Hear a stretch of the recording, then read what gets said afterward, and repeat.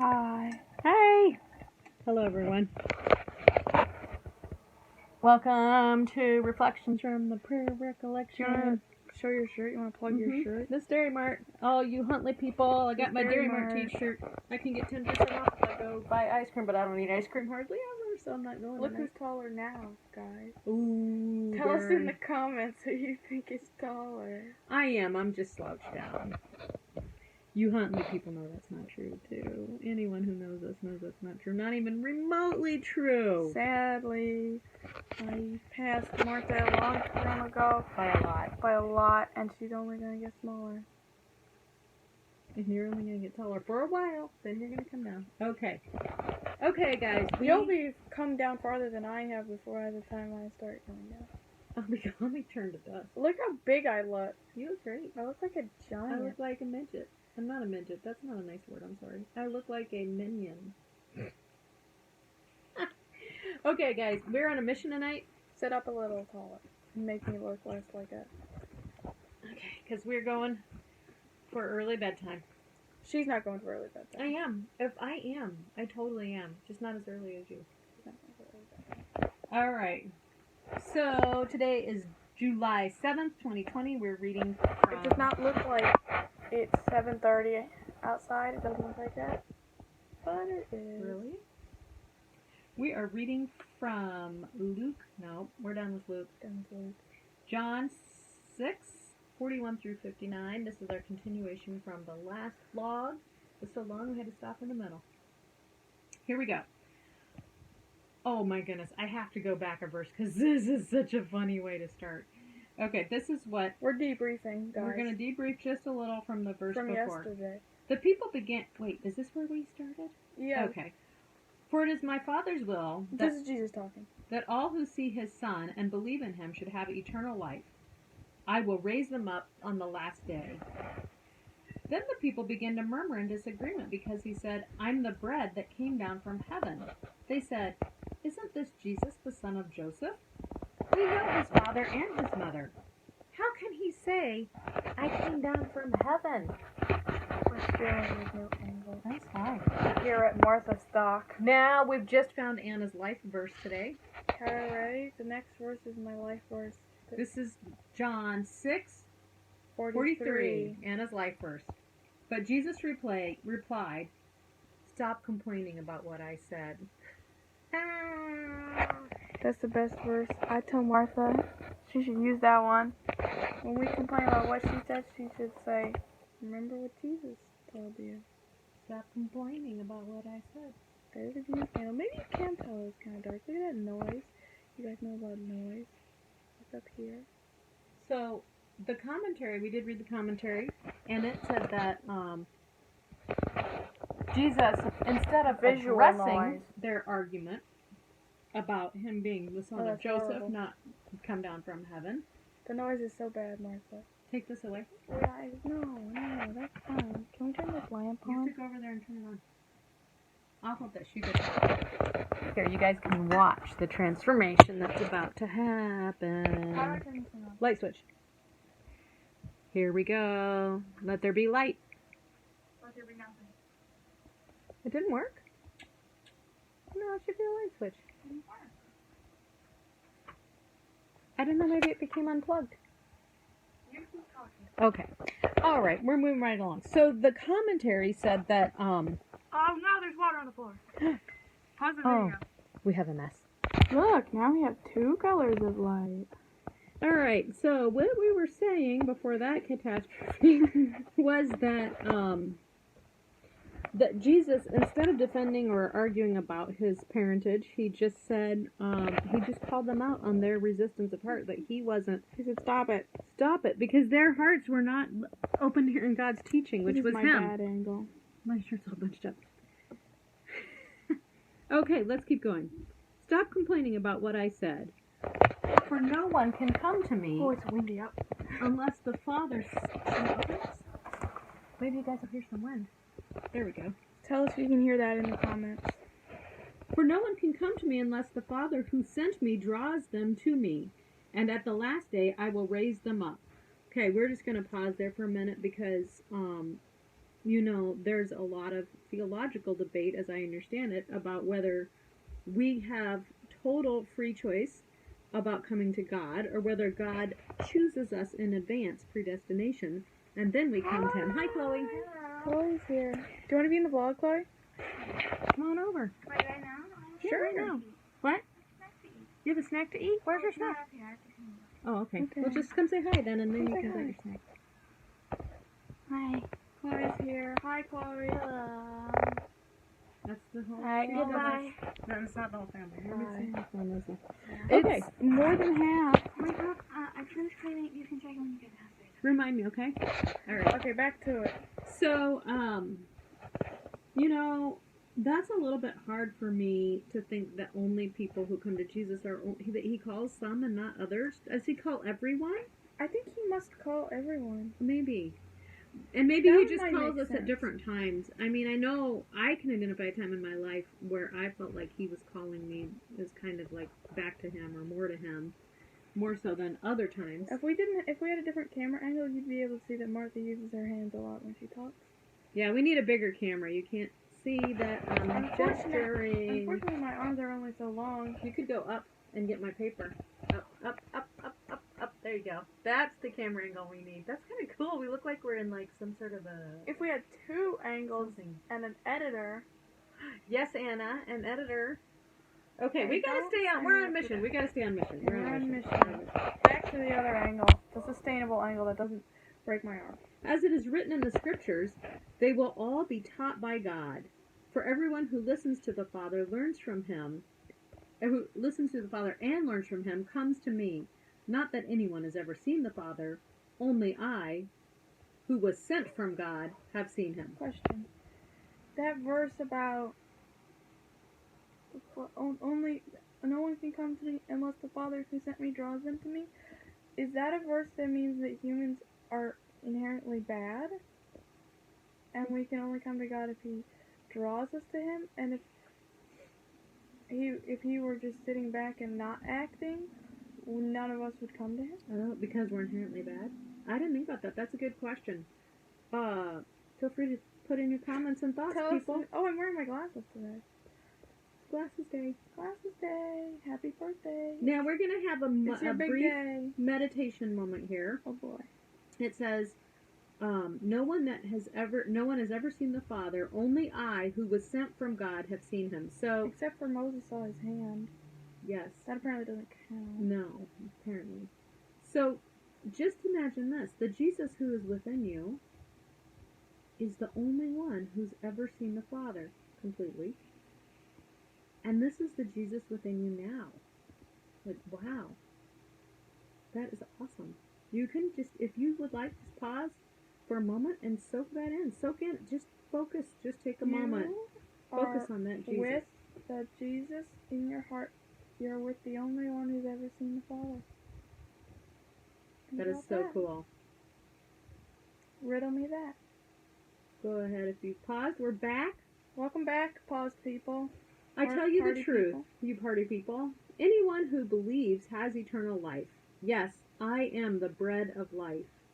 Your ancestors ate manna in the wilderness, but they all died. Anyone who eats the bread from heaven, however, will never die. I am the living bread that came down from heaven. Anyone who eats this bread will live forever, and the bread which I offer so the world may live, get ready, is my flesh. Yummy. Shock value. Like, I think he was totally trying to provoke them here. Like, I mean, what he said was true, and he picked a very provocative way to say it. He was getting their attention.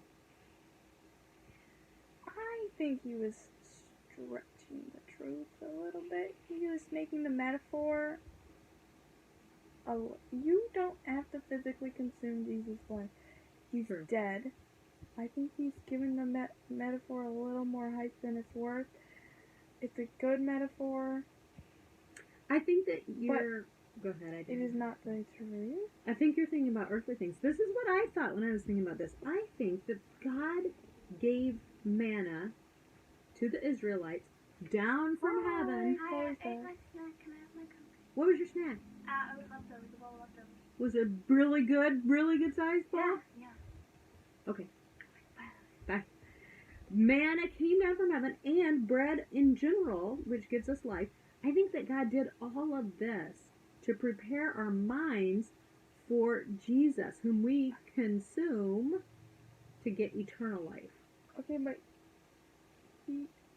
maybe this is John's artistic interpretation. I don't know.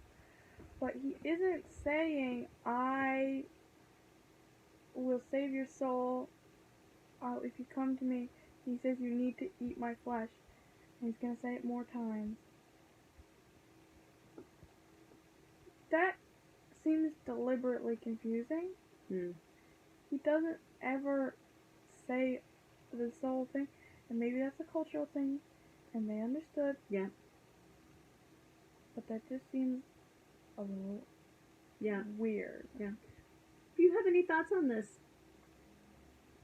you know where they can go. And by that I mean in the comments. If you believe that when we eat communion, it becomes his flesh and blood, you can tell us in the comments. That's right. Let's see, where were we?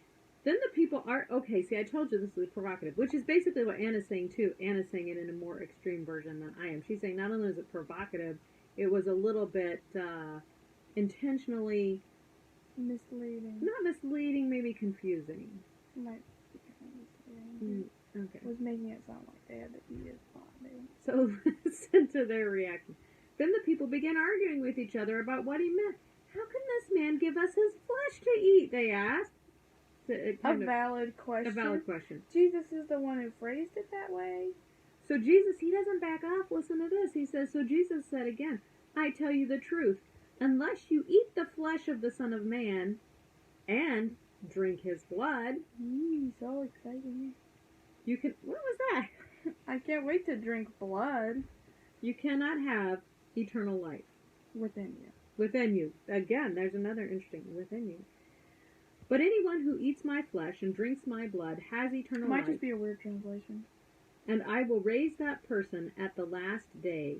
For my flesh is true food, and my blood is true drink. See, Anna, this is the point I think he's making. Understand that he's saying, I am the Messiah, and if you have me, you don't need food. But why the flesh thing? Why does he have to keep saying his flesh over and over? Wait, we did read about that in the commentary. Remember? Let's talk about that. It said that Jewish culture considered flesh and blood to be the whole person, that was an expression for a totality. Thing. Maybe I'm being too harsh. I'm sorry, guys. That's okay. We like your questioning. This is good. So I'm not as angry as I look. No, she's not. I have love. Yeah. So if this is an expression of totality, he's saying you have to completely consume me. This goes back to where I think the Gospels are saying it's kind of all or nothing. You take Jesus. Maybe you take the all word of flesh Jesus. translates weirdly, because in English the word flesh is a little bit obscure, and you only ever use it for like a gross description. Yeah. Okay, and on we go with more on the same topic. Anyone who eats my flesh and drinks my blood remains in me, and I in him. Okay, I'm starting to think that maybe it's just like you need all of Jesus. Okay. That's my new theory. Okay, that's good. But vampire vibes? Anyone? Are we getting? It's like a reverse vampire. Instead of the vampire drinking your blood and you getting eternal life, you drink the vampire's blood and you get eternal life. But it's not a vampire, it's Jesus. Okay, we're going to keep going. We're keeping going with this. Here we go. He says, I live because the living Father who sent me, because of the living Father who sent me. In the same way, anyone who feeds on me will live because of me. I am the true bread that came down from heaven like the manna. Anyone who eats this bread will not die as your ancestors did, even though they ate the manna, but will live forever. Okay? He's really making a point here. I just want to It's say this hammering is it home. slightly. I have a meditation moment, but first I want to say this is slightly comical because the way that our book printed, show it, Anna, show our book. Here's our book. You guys So see I've that? kind of made this in columns, so I have a place to take notes and a place for reading. So the way this section goes, there's one verse on the following page of this section up here at the top, and this verse says, "He said these things while he was teaching in the synagogue in Capernaum." How strange is that ending? Those black sticky notes are over the next section, so we don't Anna accidentally doesn't peek at peek. it. So Anna doesn't peek at it. Like, he goes through this incredibly deep theological, like, strangely strange comparison, and then he ends the whole section by saying he said these things while he was teaching in the synagogue in Capernaum. Very practical point. We don't know why it's there. Feel free to comment, you Bible scholars. Maybe we'll find out in the next section. Who knows? It might be important later. We found out why that.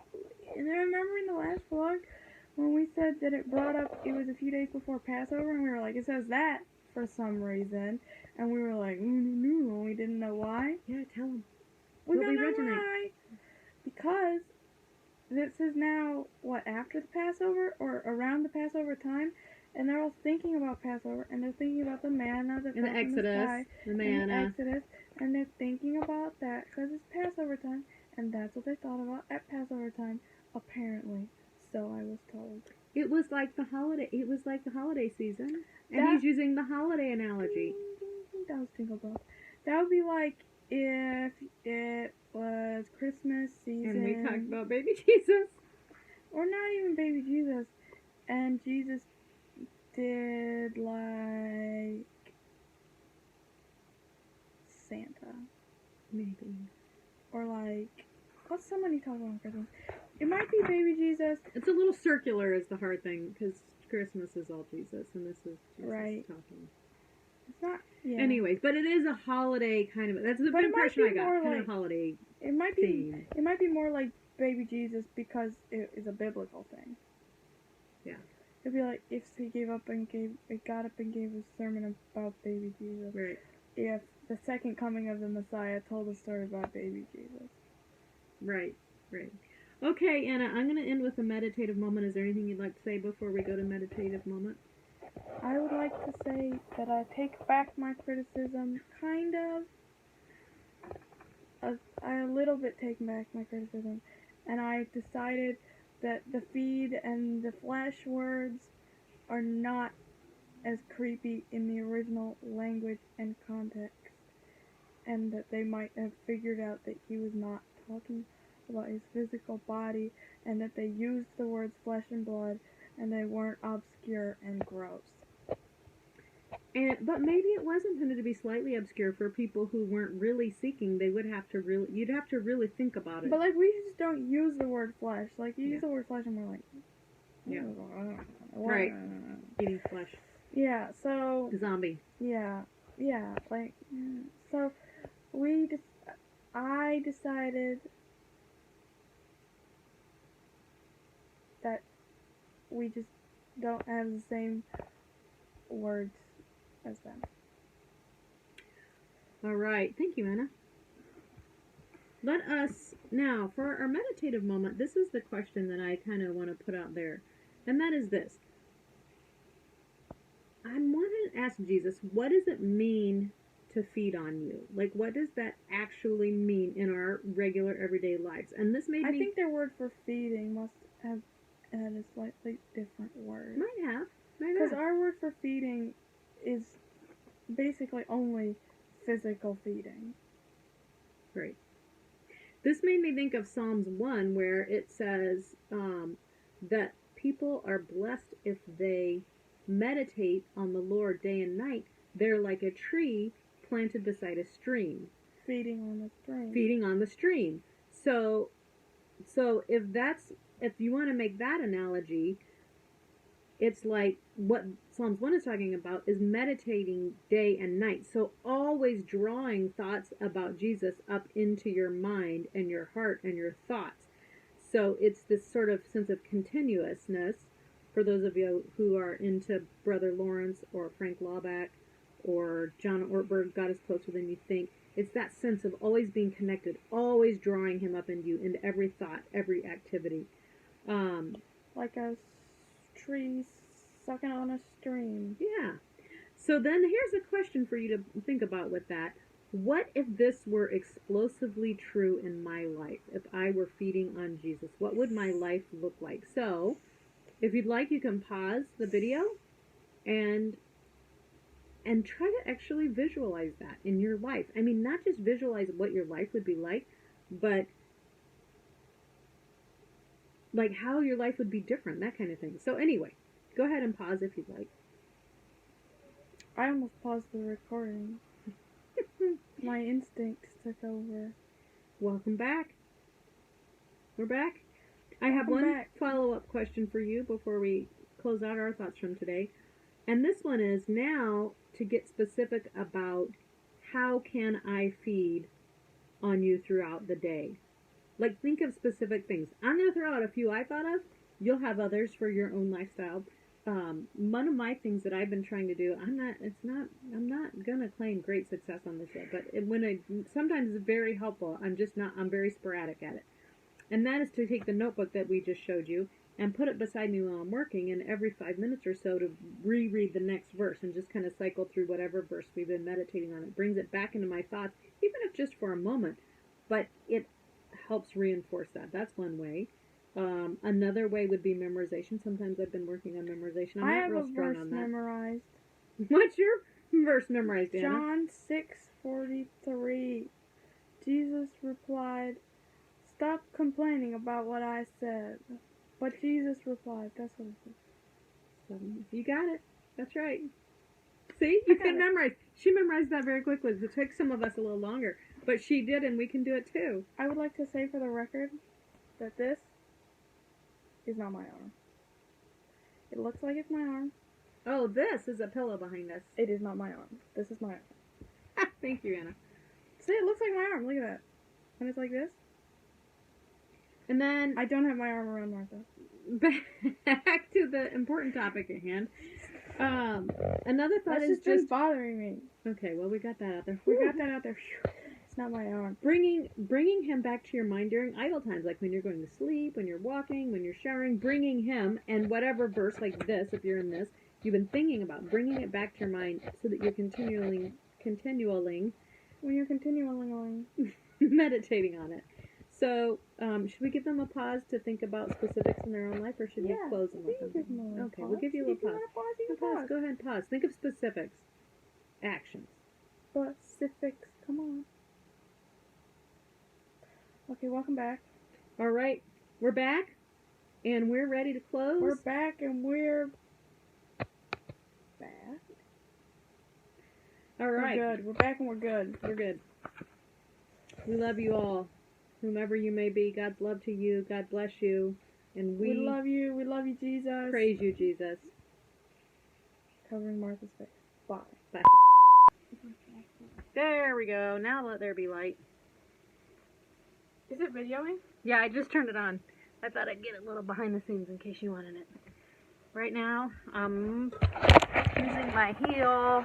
This is scary behind the scenes, guys. This is what our life is truly like. I missed the better part of the crisis. You missed the better part of the crisis. Martha's cleaning up tea off the floor. We spilled tea on the floor. That's my fault. And yours. I left it on the floor. That was my fault. I don't think I knocked it over. I just found it knocked over. Oh my goodness. I probably knocked it over. It's just me and the Your blanket. It's just me and the crucifix, baby. What do you mean my blanket? Your blanket. I don't think so. It actually feels pretty good. Just me and the crucifix. This is what the vlogs are like from now on. Nighttime, me and the crucifix, horrible noise in the corner. It's great. Now, stop this. Stop this? Yeah, that's just gonna be. Okay, bye.